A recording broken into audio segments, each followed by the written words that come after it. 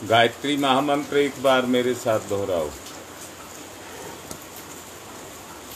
ओम भूर्भुवः स्वः तत्सवितुर्वरेण्यं भर्गो देवस्य धीमहि धियो यो नः प्रचोदयात्। पंच महाभूतों की बात चल रही है और कल आकाश तत्व के बारे में चर्चा चल रही थी।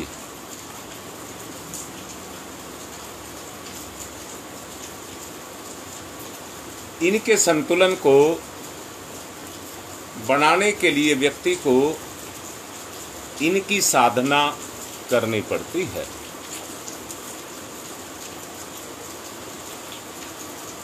आप देखते होंगे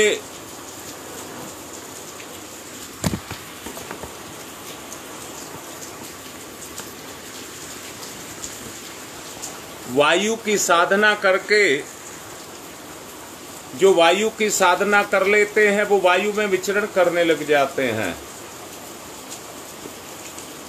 अर्थात वायु हल्की होती है,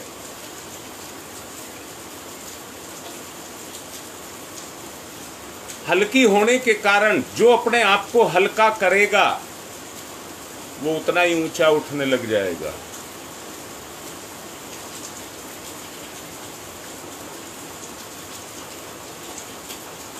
प्राणायाम कल गुप्ता जी भी कह रहे थे,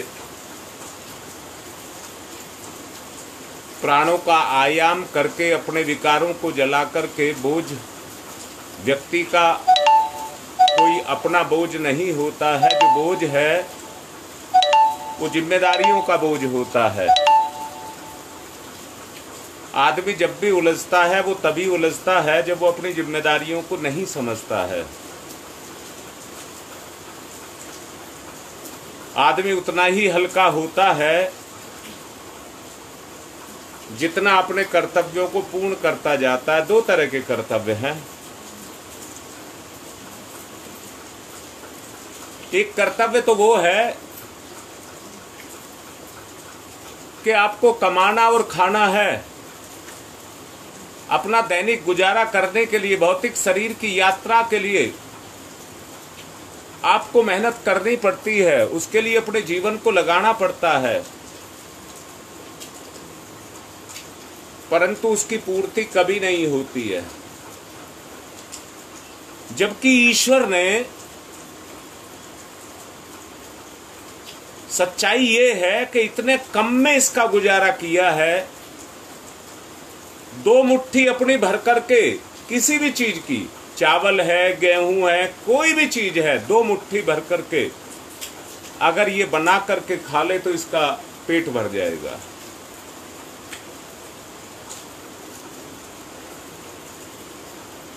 आवश्यकताएं तो जरूर भगवान ने इसके साथ दी हैं, परंतु वो इतनी तुच्छ हैं कि जिसमें वो अपना गुजारा कर सकता है। जहां व्यक्ति के अंदर बड़प्पन की भूख होनी चाहिए थी कि मुझको तो बड़ा व्यक्ति बनना है, वो बड़प्पन की भूख होनी चाहिए थी, वहां व्यक्ति के अंदर सुख की, भोग की, लिप्सा की वो भूख आकर के जग गई।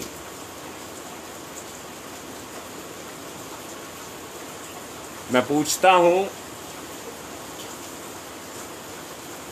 व्यक्ति का क्या सम्मान नहीं है? अगर है तो कितना बड़ा? क्योंकि भगवान की समतुल्यता इंसान के अंदर है। भगवान ने अपनी वो सारी विशेषताएं इस इंसान के अंदर जागृत अवस्था में रखी हैं। आवश्यकता हमें उन्हें क्रियाशील करने की है।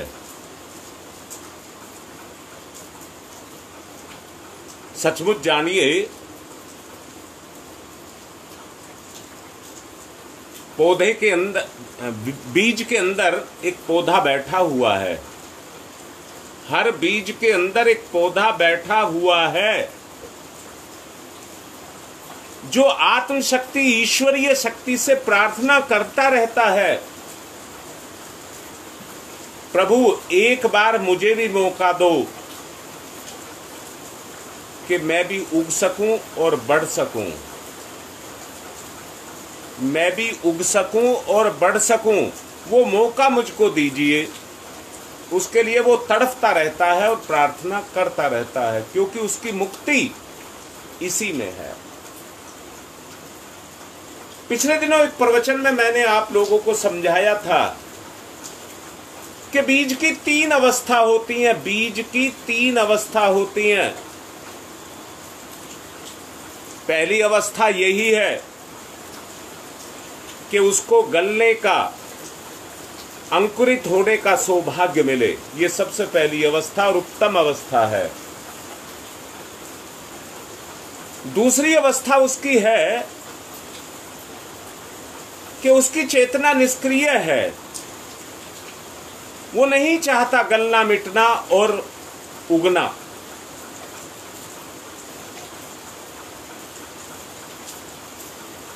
तो जो उसकी इच्छा है, फिर ईश्वर क्या करता है, संसार उसका क्या करता है, उसे चक्की में पीस करके पेट भरने के काम में लेता है। यहां तक बात ठीक है। परंतु तीसरी अवस्था और है, वो है गलने की, सड़ने की। ना बोएगा बीज बनेगा, ना चक्की में पिसेगा, तो भैया फिर तो वो सड़ेगा। चूहे खाएंगे, कीड़े खाएंगे और उसकी दुर्गति होगी। आपकी भी 3 ही अवस्थाएं हैं। परम पूज्य गुरुदेव को दादा गुरु ने सबसे पहले मिलन में एक ही बात कही थी, बोर काटो, बोर काटो, बोर काटो।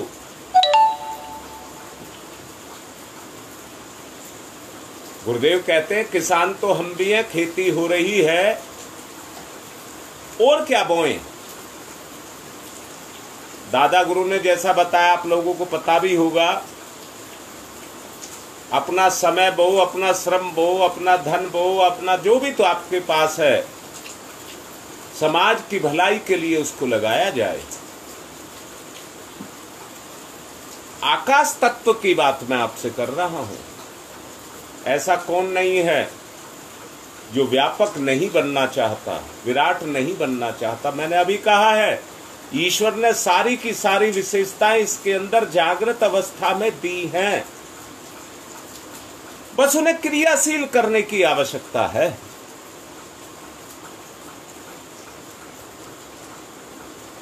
अब मैं आपसे ये कह रहा हूं, अगर हम सबके अंदर एक भावना जग गई कि मुझे करना है। मेरी नजर में 3 बच्चे मेरे पास ऐसे हैं जो आर्थिक रूप से बहुत कमजोर हैं।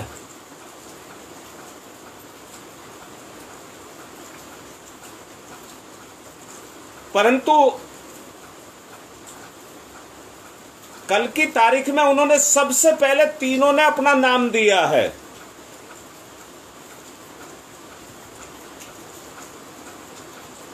मैंने आप लोगों को एक बुद्ध भगवान की कहानी बताई थी, जिसमें प्रवचन के बाद सब औरतें अपने हार उतार करके और सब पुरुष अपनी जेबें, जितना उनकी जेब में था, सब उनके चरणों में छोड़ रहे थे। परंतु एक विधवा और वृद्ध महिला आती है, जिसकी झोपड़ी में खाने के लिए केवल एक आम था और उसको भी वो खा रही थी, उसी को धो करके ले गई। बुद्ध भगवान ने खड़े होकर के, बुद्ध भगवान ने खड़े होकर के और उस आम को लिया। सबने पूछा, इस आम में ऐसी क्या विशेषता थी?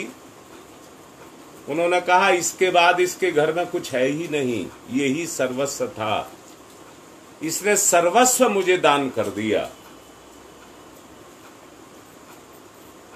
इसकी श्रद्धा और इसकी लगन देख करके मैं नतमस्तक हूं। बड़े सौभाग्य की बात हमारे लिए है, आकाश तत्व की बात कर रहा हूं। आप सब समझदार हैं। हम एक ऐसा अच्छा कार्य करने जा रहे हैं।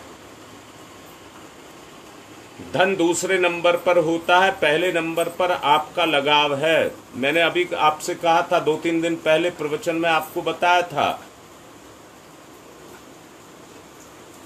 भावना की बात मैंने कही थी, भावना की बात मैंने कही थी। और मैंने ये भी कहा था, मिट्टी प्रचुर मात्रा में मिलती है तो उसकी कोई इज्जत नहीं। अगर वो भी दुखी होकर के मेहनत करके और थोड़ी सी मिलती तो व्यापारी उसे रंगीन डिब्बियों में सजा करके रखते और मुंह मांगे बोल पर बेचा करते। पानी और वायु की भी स्थिति यही है, उसने प्रचुर मात्रा में दिया है। बस अंतर एक है, 2 चीज का अंतर है, सूक्ष्म और कारण की बात मैं आपसे कर रहा हूं। तप करने की इच्छा हमारी नहीं है, क्षमता तो है पर इच्छा नहीं है। तप करने की इच्छा हमारी नहीं है। अच्छा, तप किसे कहते हैं? त्याग का नाम ही तप है।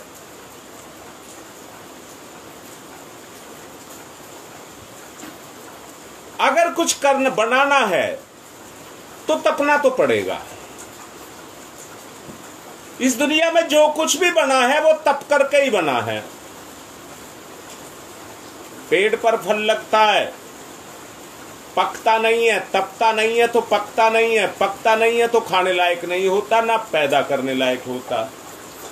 आप जानते होंगे, कच्चे बीज को उगाया नहीं जा सकता और कच्चे फल को खाया नहीं जा सकता। अगर खाना है कच्चा, जैसे मैं कहूं आम है, कच्चा आम है, अगर आपको कच्चा आम खाना है तो उसको भी पकाना पड़ेगा। चाहे आप सब्जी में पकाएं, चाहे आप उसको पाल में पकाएं, परंतु आपको पकाना पड़ेगा, तभी वो किसी काम का होगा, नहीं तो किसी काम का नहीं है।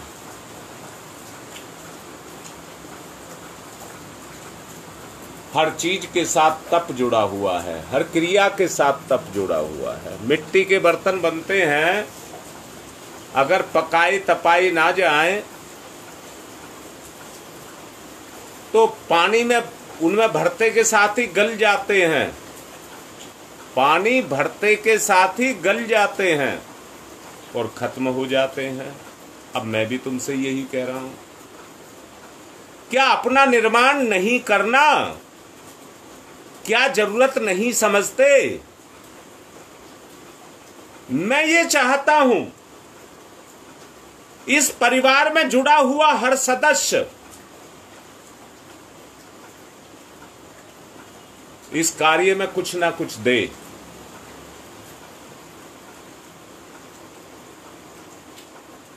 मैं नाम लिखने वाले बैठा रखे हैं, सबका नाम मेरे पास आ जाएगा।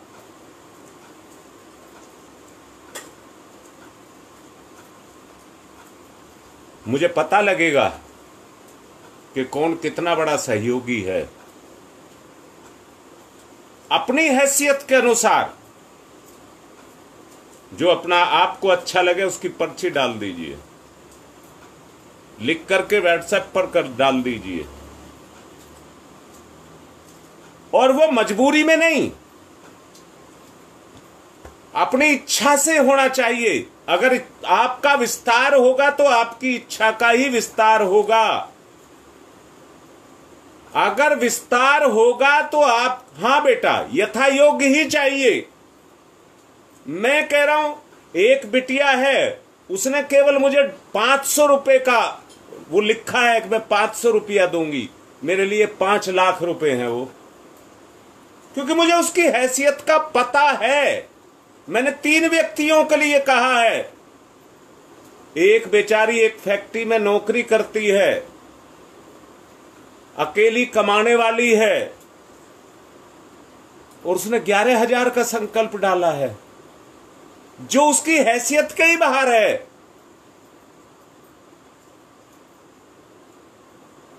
मैं उनके लिए अपना नियम भी तोड़ दूंगा। ऐसे परिवार के लिए मैं अपने नियम भी तोड़ दूंगा, नियम तोड़ दूंगा। मेरा बच्चा यतीम नहीं है, भिखारी नहीं है, मैं अपने बच्चे को भिखारी नहीं बनने दूंगा। मैंने उसका दिल देखा है कि उसके पास नहीं है, फिर भी वो 11,000 का संकल्प भर रही है। मुझे नहीं चाहिए। उसका समर्पण बड़ा है, उसके लिए मैं झोली भी फैलाऊंगा। अगर आप व्यापक बनना चाहते हैं तो स्वार्थ के दायरे के बाहर आपको जाना पड़ेगा। आपको स्वार्थ के दायरे के बाहर जाना पड़ेगा। क्या आप मानते हैं कि हजारों हजारों की संख्या में हम हैं? कितना बड़ा काम है जिसके लिए हमें गिड़गिड़ाना पड़ रहा है, और किसके लिए कर रहे हैं?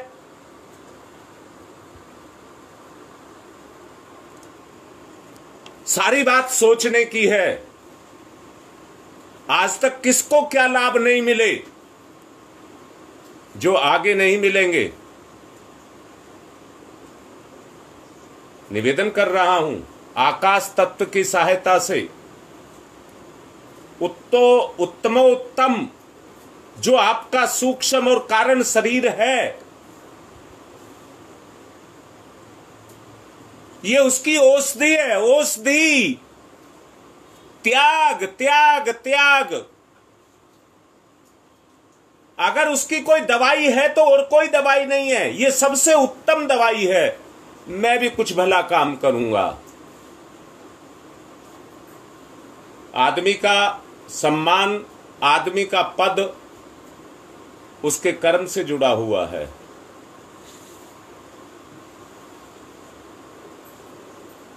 और दूसरी बात भी कह रहा हूं, कर्म ही साथ देता है, दूसरी कोई चीज साथ नहीं देती। सब यहीं रखा रह जाएगा। याद रखना, जुड़ी हुई चीज में आटा हो, चावल हो, दाल हो, ये चीजें हो, ये जब जुड़ी रहती हैं तो एक समय के बाद इनमें कीड़े पड़ जाते हैं, गिंडार पड़ जाती हैं, जो बाहर से कहीं से नहीं आती हैं, उसी में से पैदा होती हैं।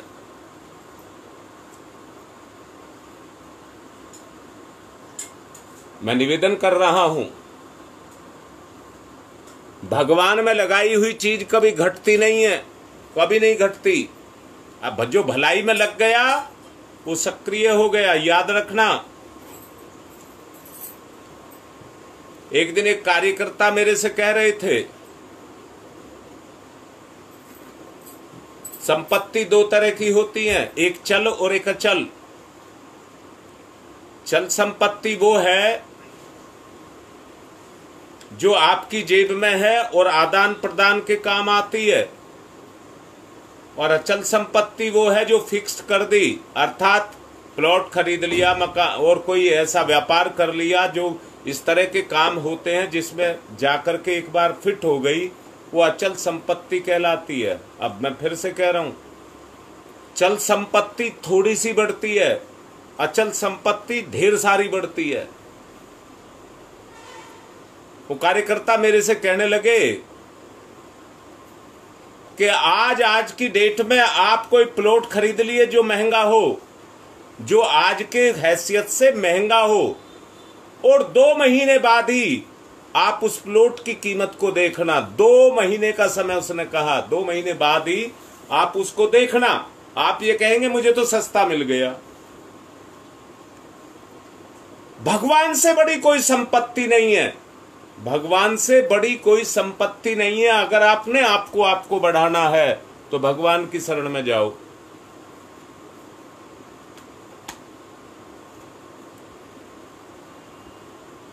आकाश तत्व में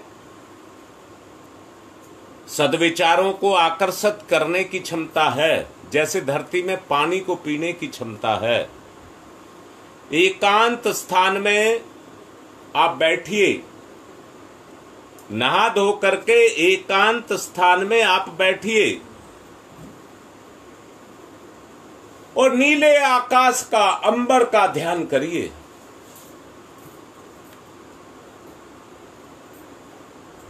नीले रंग के से मन को शांति मिलती है।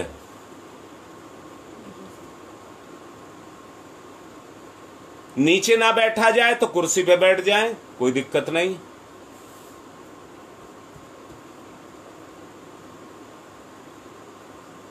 जब नीला आकाश आपके, नीले रंग का आकाश आपके ध्यान में आने लग जाए तो देखना कितनी शांति मिलती है। इतनी शांति मिलती है, कोई अच्छा काम जब कोई व्यक्ति करता है तो उसके बाद जो शांति मिलती है वो उसी से मिलती है।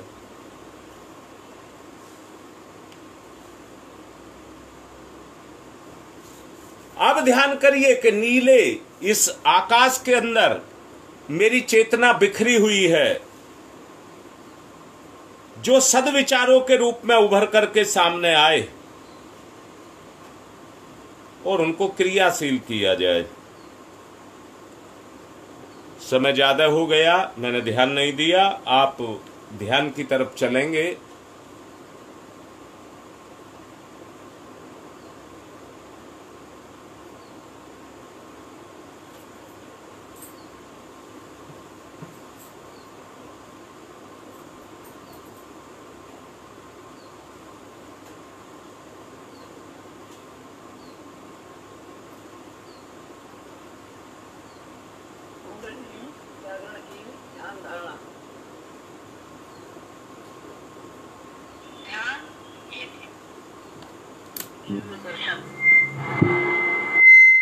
प्रातः काल, पूर्व दिशा, स्वर्णिम सूर्योदय।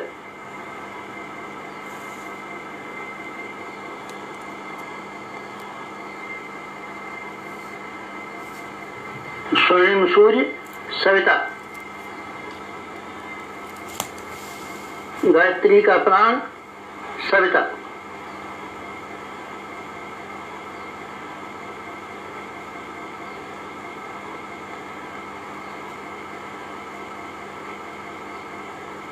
सविता इष्ट, लक्ष्य, उपास्य।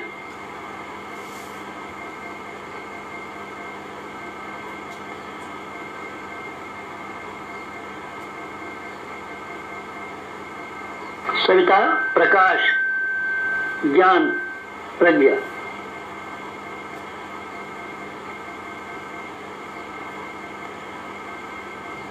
सविता अग्नि, ऊर्जा, ब्रह्मशक्ति।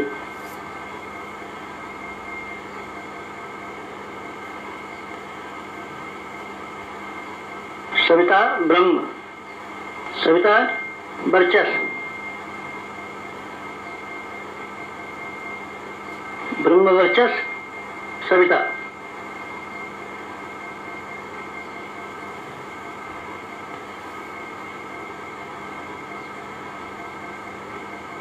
सविता उपास्य, ब्रह्म वर्चस्व उपास्य।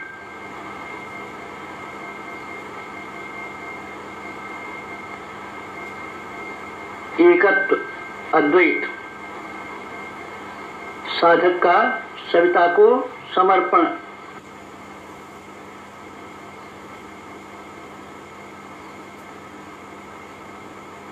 समर्पण, विसर्जन, विलय।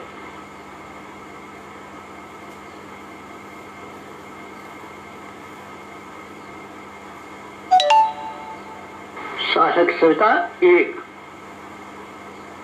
भक्त भगवान एक, एकत्व, अद्वैत।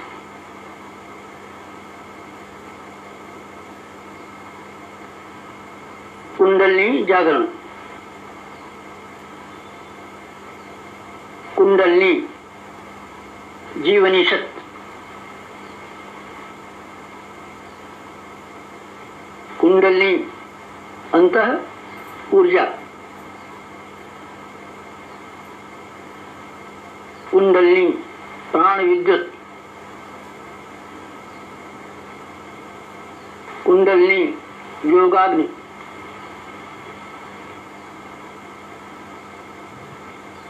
कुंडलनी ब्रह्म ज्योति,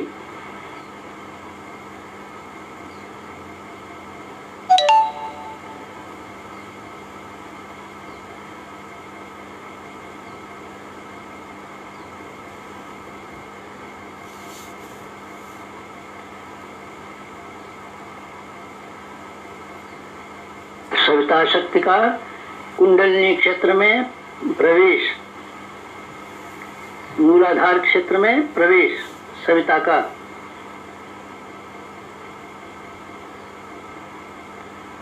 प्रथम चरण कुंडलिनी जागरण का प्रथम चरण मंथन, मंथन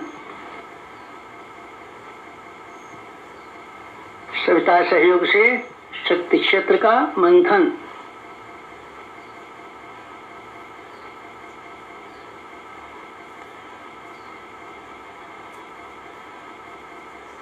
मूलाधार मंथन,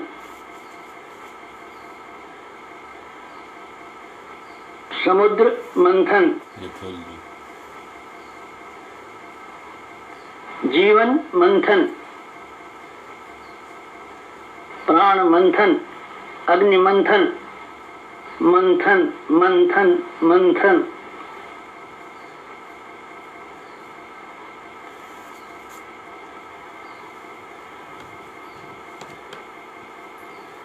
मंथन,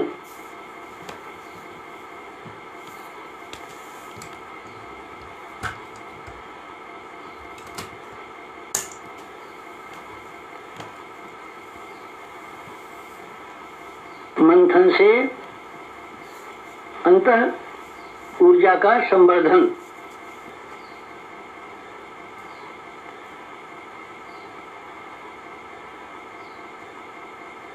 अग्निशिखा प्रज्वलन,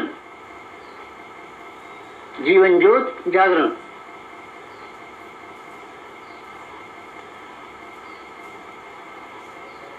द्वितीय चरण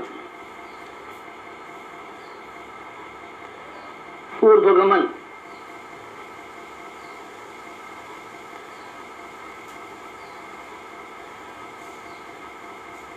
ऊर्ध्वगमन सविता सहयोग से जागृत शक्ति का ऊर्ध्वगमन,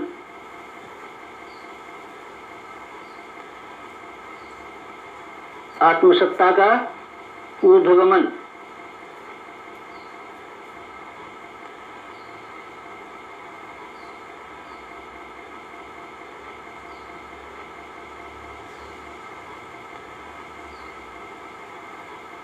कुंडलिनी का ऊर्ध्वगमन,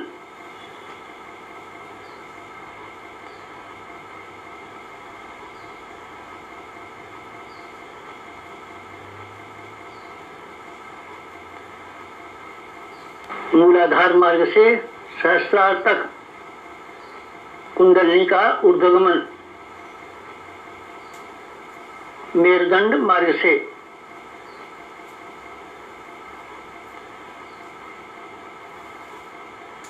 आत्मसत्ता का ऊर्ध्वगमन, भूलोक से ब्रह्मलोक तक देवयान मार्ग, मूलाधार भूलोक, सहस्रार ब्रह्मलोक, मेरुदंड देवयान, कुंडलिनी आत्मशक्ति, जीवनी शक्ति का ऊर्ध्वगमन,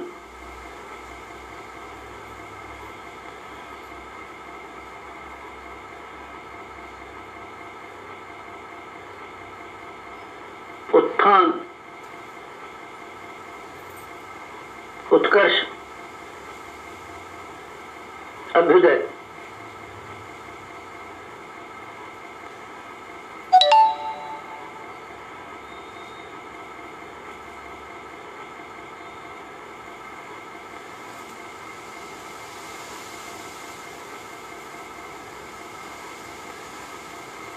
ऊर्ध्वगमन कुंडलिनी जागरण।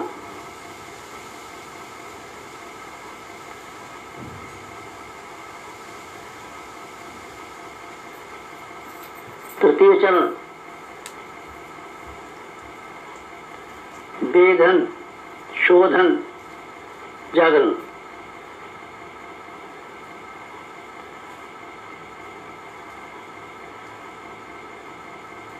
सविता सहयोग से षट चक्रों का वेधन।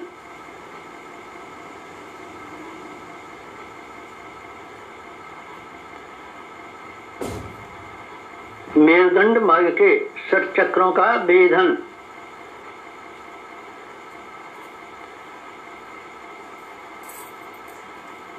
प्राण विद्युत से शक्ति स्रोतों का उत्खनन।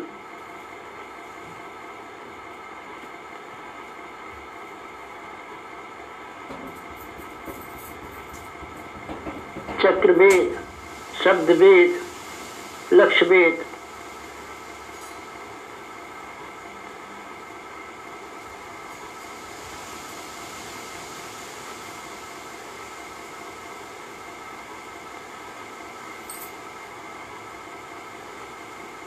वेधन शोधन जागरण षट चक्रों का जागरण।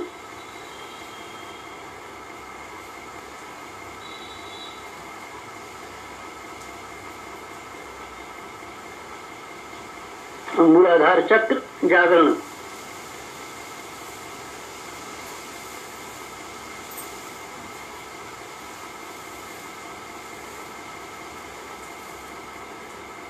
स्वादिष्ठान चक्र जागरण।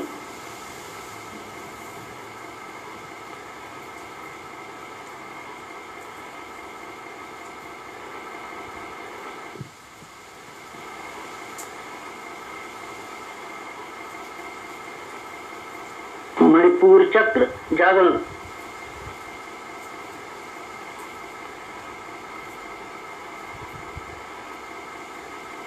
अनाहत चक्र जागरण।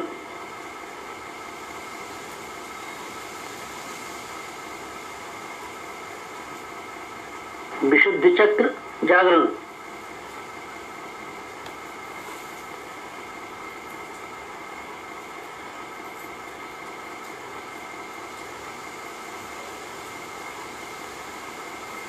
आज्ञा चक्र जागरण।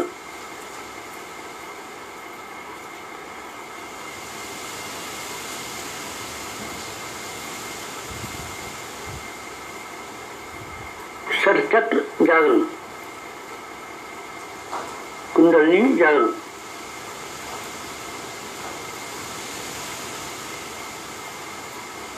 चतुर्थ चरण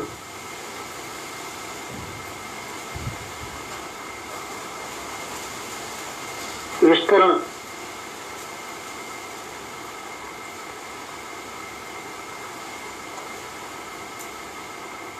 सविता सहयोग से योगाग्नि का विस्तार।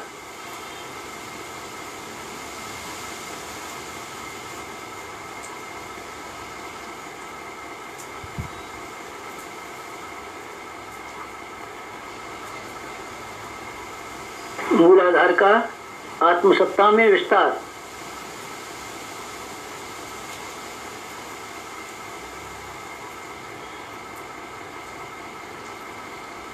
आत्मसत्ता का विश्व सत्ता में विस्तार।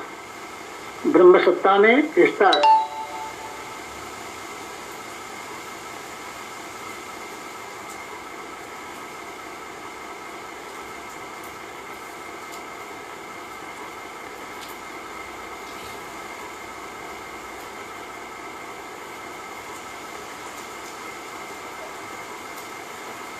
चिंगारी का दावानल में विस्तार।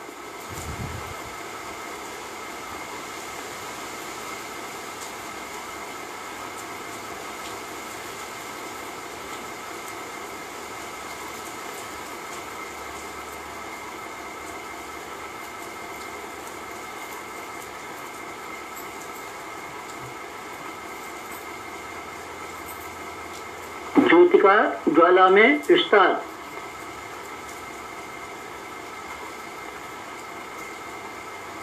मूलाधार का आत्मसत्ता में, आत्मसत्ता का विश्व सत्ता में, ब्रह्म सत्ता में,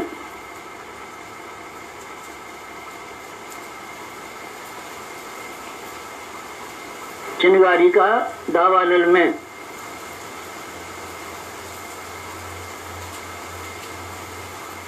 ज्योति का ज्वाला में विस्तार, विस्तरण,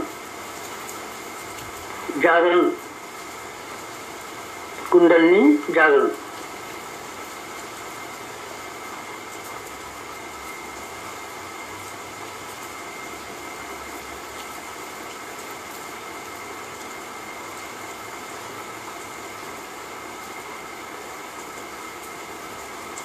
पंचम चरण,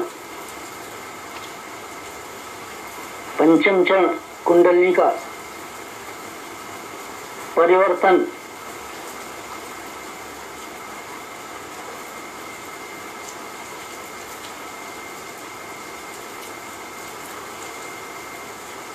मूलाधार का सहस्रार में परिवर्तन,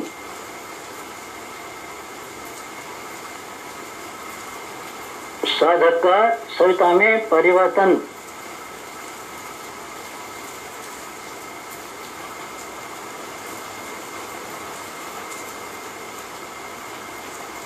आत्म ज्योति का ब्रह्म ज्योति में परिवर्तन,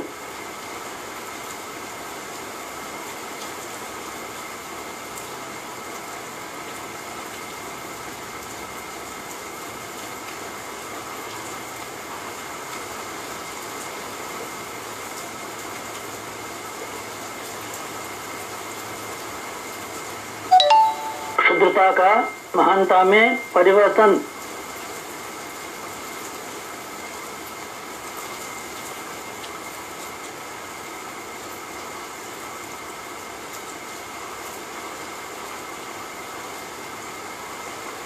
कामना का भावना में परिवर्तन,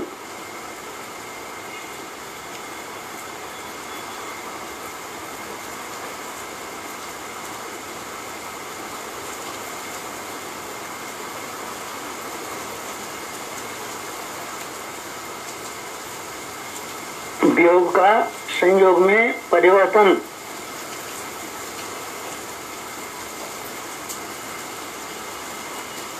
नर का नारायण में परिवर्तन,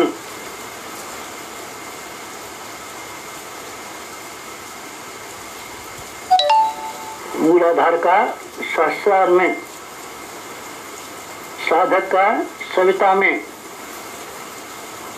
क्षुद्रता का महानता में, कामना का भावना में परिवर्तन, वियोग का संयोग में परिवर्तन, नर का नारायण में परिवर्तन,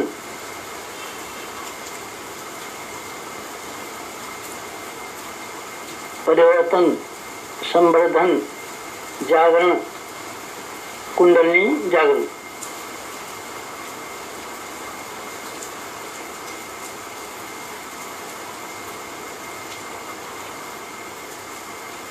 मुक्त बंधन ईश्वर दर्शन,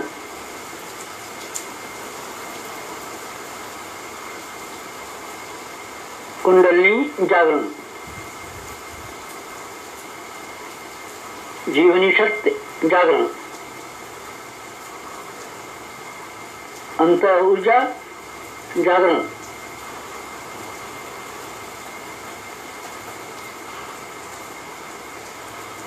प्राण विद्युत जागरण,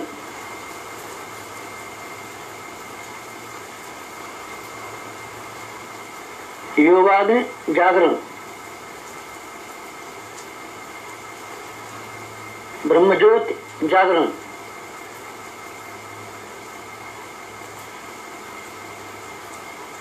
कुंडलिनी जागरण, महान जागरण, आत्म जागरण।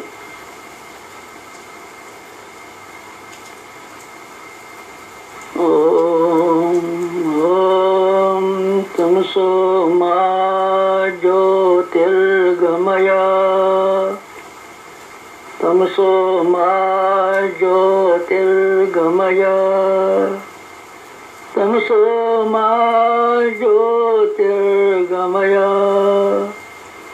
असतो मा सद्गमय असतो मा सद्गमय असतो मा सद्गमय ओम मृत्योर्मा मृतंगमय मृत्योर्मा मृतंगमय मृत्योर्मा मृतंगमय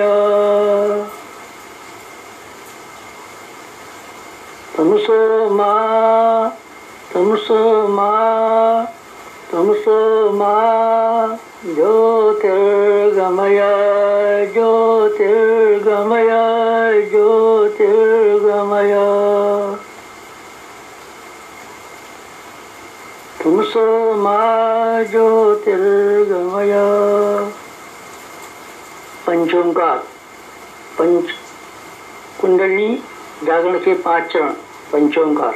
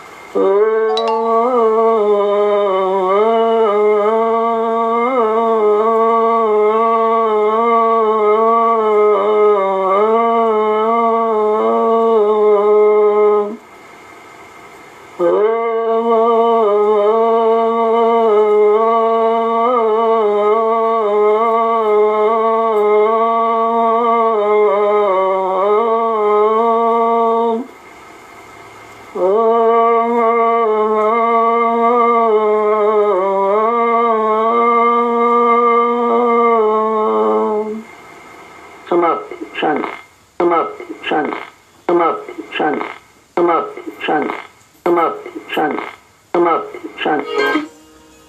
दोनों हाथ रगड़िए, मुख पर फिराइए। आज की बात संपन्न।